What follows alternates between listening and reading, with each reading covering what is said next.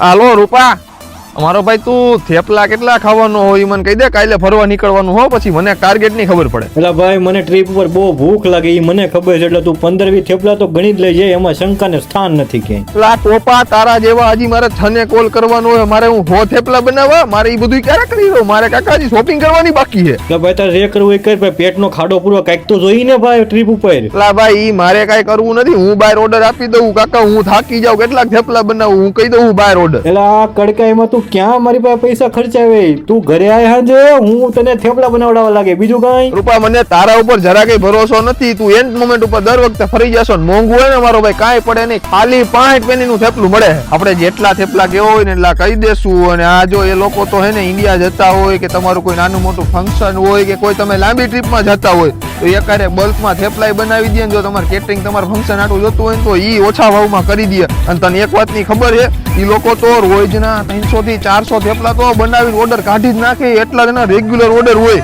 અરે અમારા થેપલા તો લોકો લંડન થી ઇન્ડિયા પણ લઈ જાય છે. નજરની સામે થેપલા બનતા હતા એટલે આપણાથી તો ભાઈ રહેવાનું જ નહીં. 2-3 થેપલા તો આઈના જ ખાઈ નાખ્યા.